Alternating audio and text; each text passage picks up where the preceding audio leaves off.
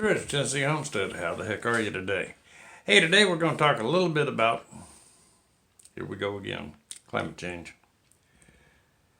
You know, you get some folks who tell you if you don't believe in it, you're a fool. 97% of all scientists, all climate scientists, all say that indeed climate's changing. We're going to get warm. It's going to be disastrous. And it's all man's fault. Let's take a look at that, the scientific data behind that, and see if you agree. Lord, it might have changed my mind. You just never know. Okay? Stand by.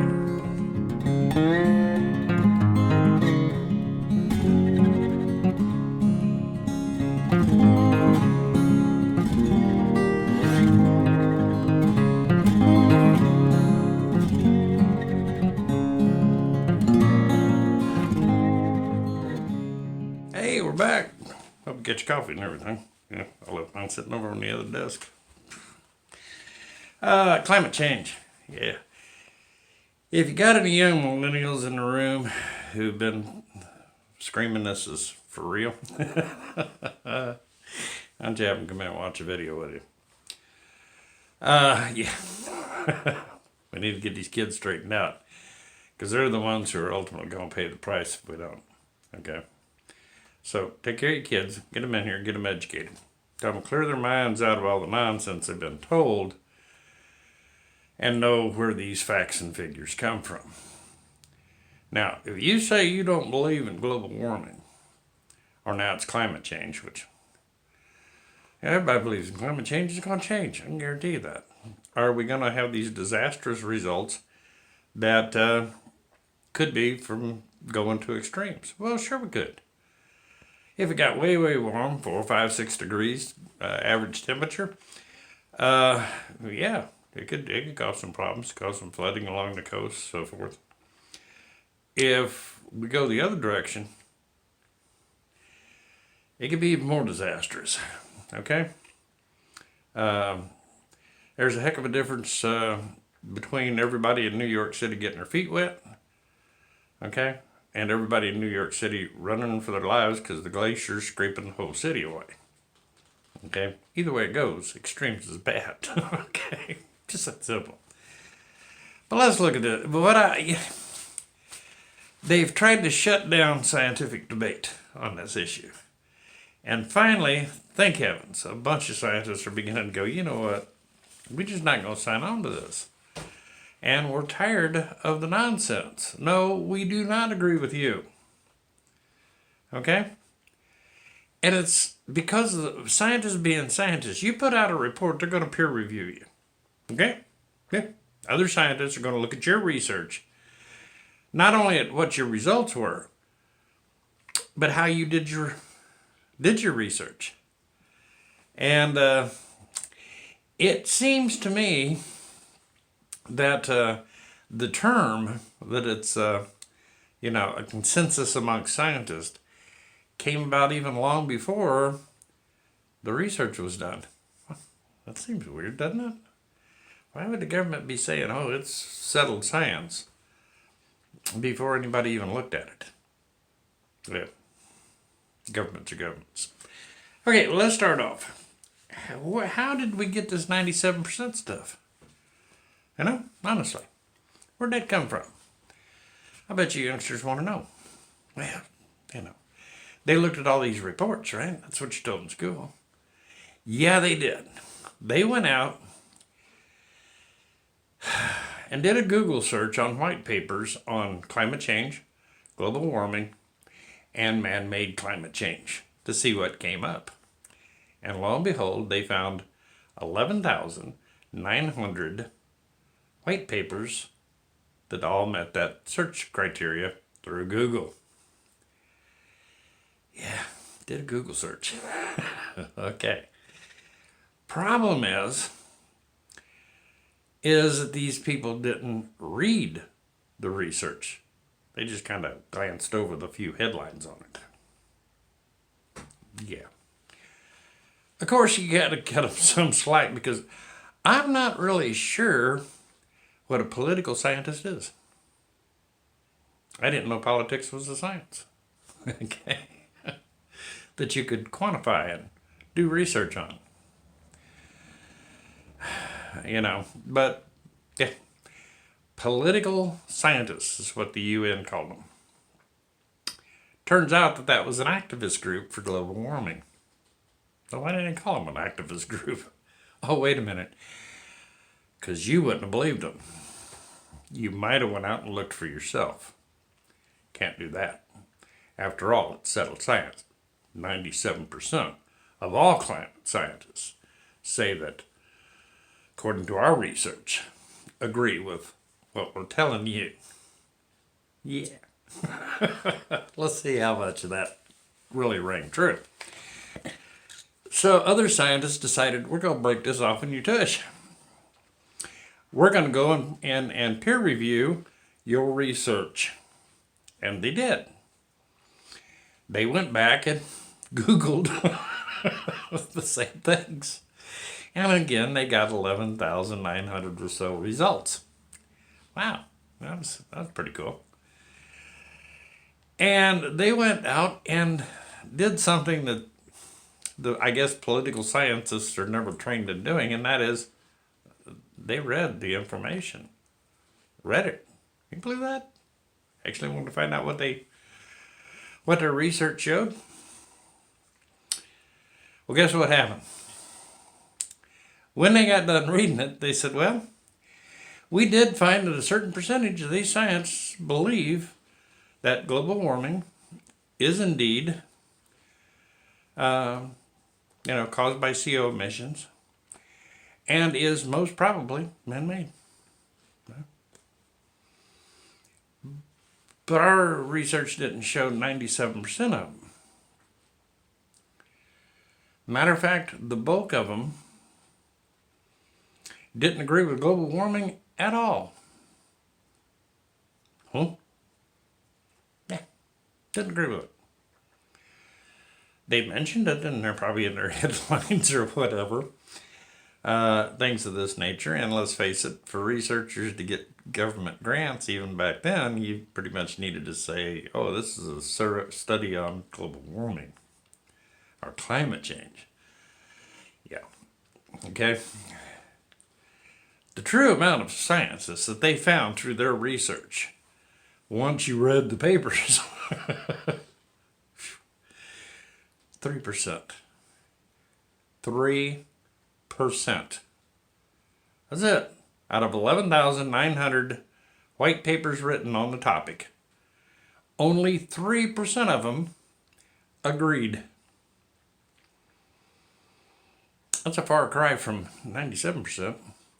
Hard to say it's a consensus of all the scientists.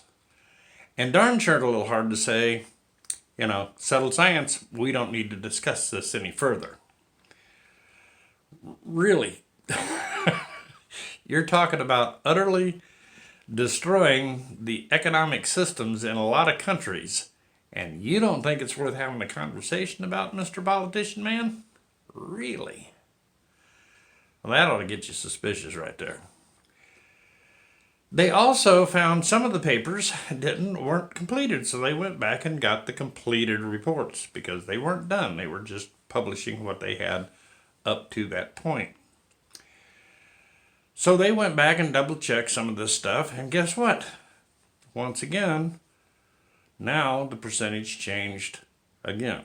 I guess it must have jumped up to that 97% they're always talking about.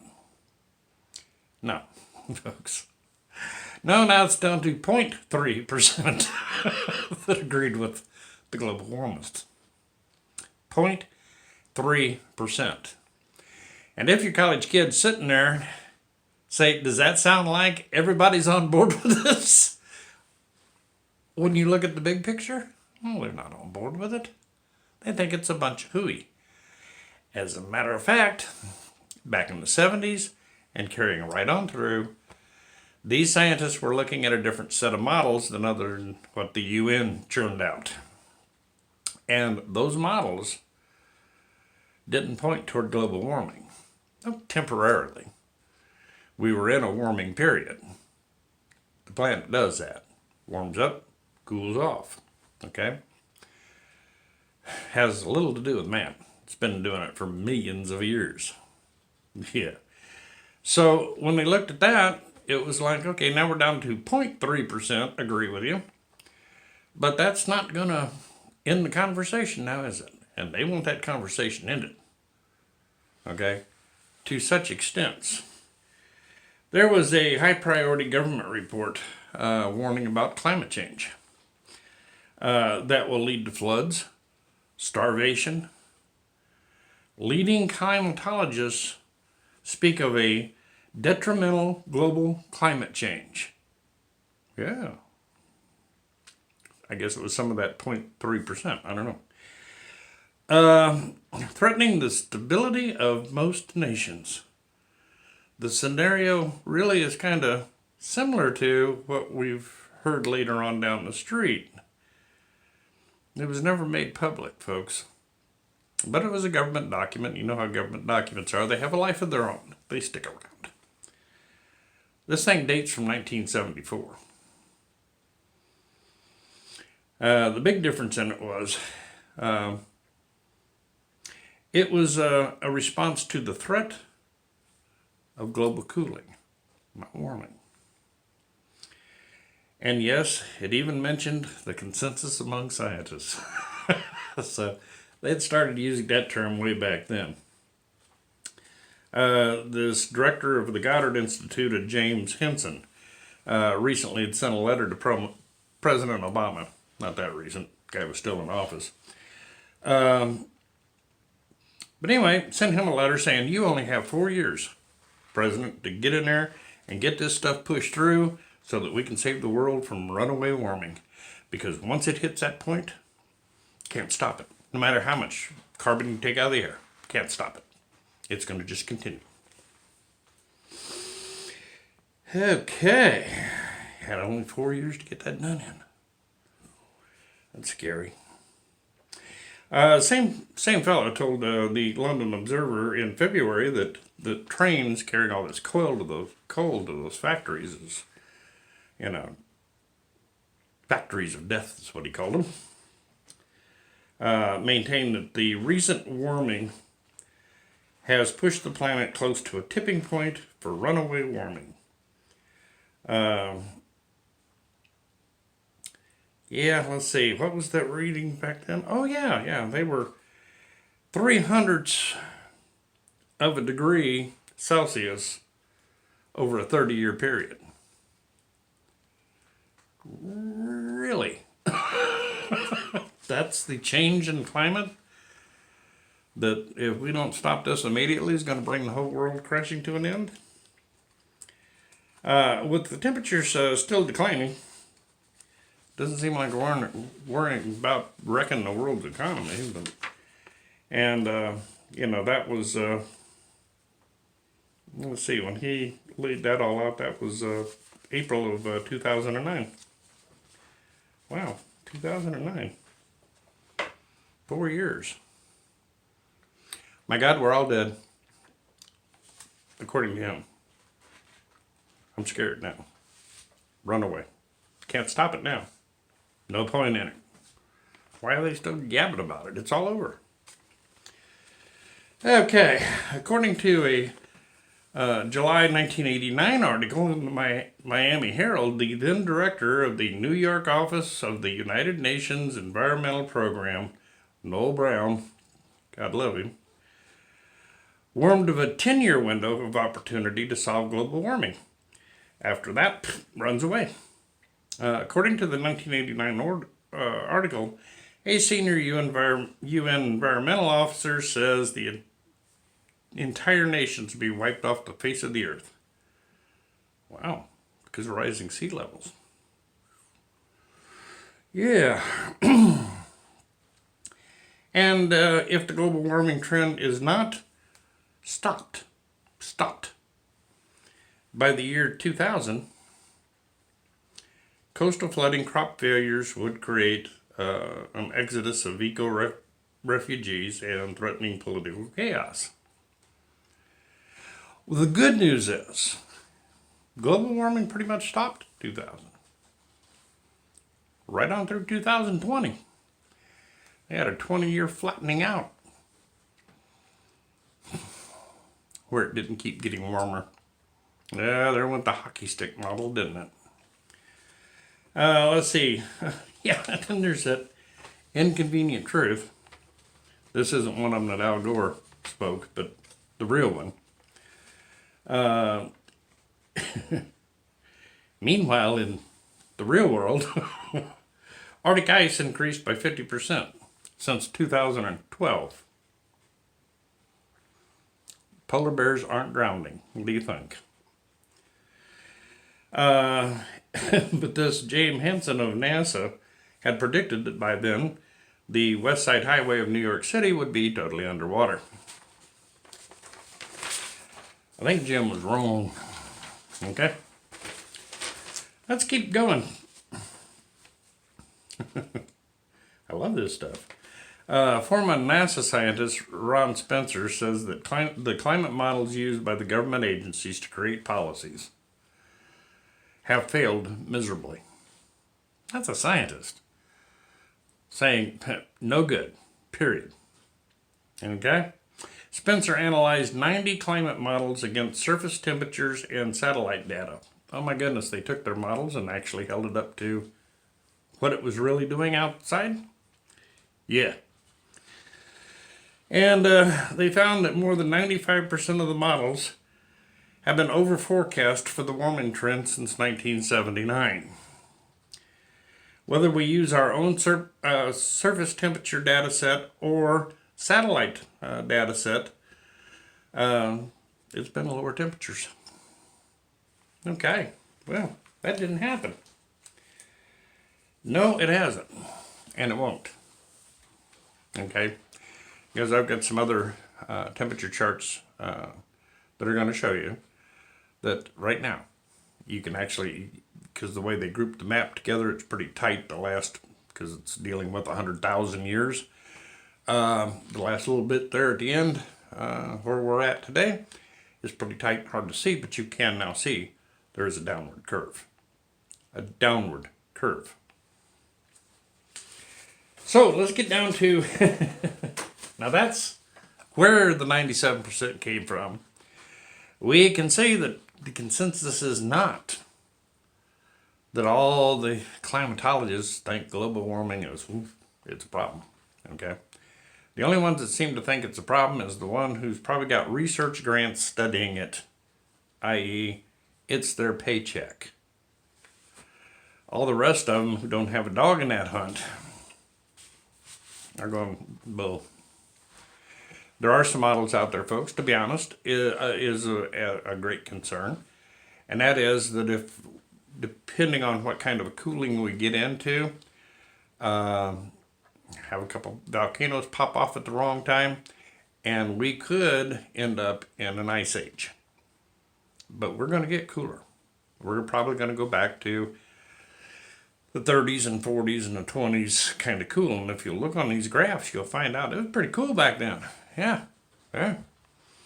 I remember as a kid going out to wait for the bus here in northern Tennessee, and you were standing in some pretty deep snow right after Thanksgiving. And pretty much stayed with you most all winter long. It was pretty cool. Okay. I had to ride the bus uphill for 2 miles. Just kidding. Okay. Then we had Al Gore come out with his little predictions. I love Al. He did a great job with the internet, but after that, let me finish a little bit with the scientific consensus. Okay. 31,000 scientists, excuse me. Originally, the 97% of all scientists, and that even tells you right there that they were full of beans because they took 11,900 white papers. I can tell you later stuff showed that there's at least 34,000 or so climatologists out there researching this stuff. But 31,000 scientists signed a petition that humans are not the cause of global warming, i.e., doesn't matter what we're doing, if it is getting warmer, it's not going to change things. I bet the government didn't want to hear that. That doesn't mean that they can't come in riding on their white horse and save us by taking away our stuff and taxing the bejeebies out of us. But, yeah. And another 1,000 of them, so that gives me 32,000 at least as scientists. There should have been more white papers. Another 1,000 don't even believe there is global warming. So, there you have it. It says it does not exist.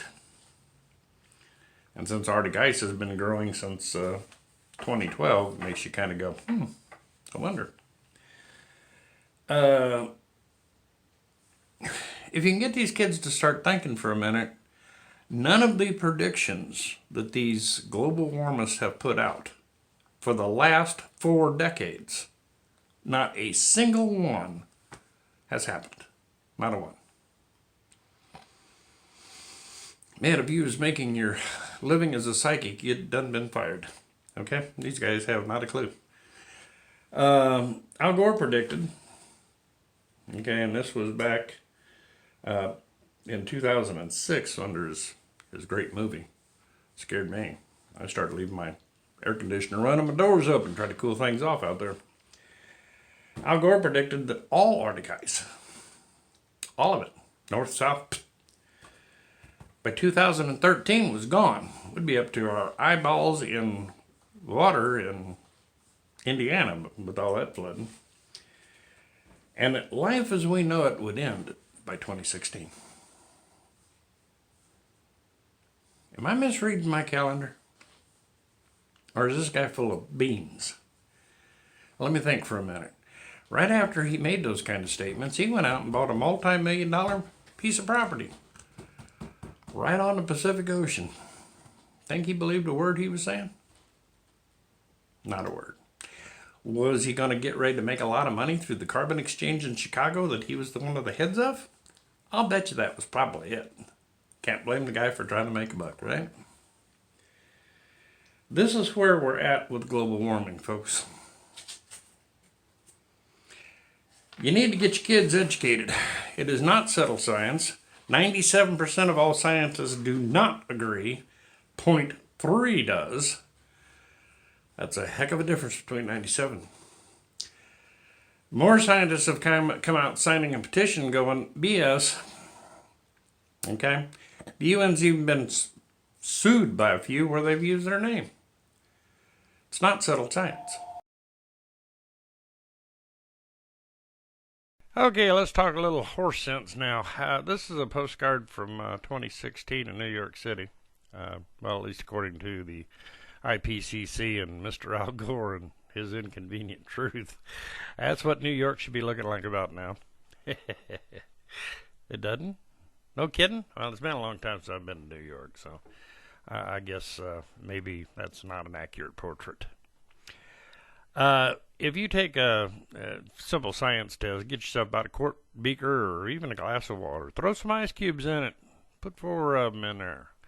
Fill it up till that glass is about to overflow. See what happens as the ice melts. Okay? You're going to find that the water level in that glass drops. That's right. Doesn't go up. Goes down. Ice is far more dense than water. Takes up more space. So that big chunk of ice that they keep worried about melting up there and going to cause the poor Statue of Liberty to go underwater, well, guess what would really happen? Okay? Sea levels would not be rising. They'd be going down. Another one of their myths dispelled. Son of a gun. But you probably heard your grandparents and great-grandparents talk about, oh, it's colder when I was a kid than what it is today. And they're right. I mean, it was colder when I was a kid than it was when my kids were born. Temperatures change, folks. But according to the global warming group, there's supposed to be a hockey stick in here somewhere. A big one. Shoots clean off the chart, just goes poof, straight up. Where's that at? This is, pretty good stretch of time here, folks, and we have not seen a hockey stick. This is pretty much the industrial age. Interesting thing about carbon.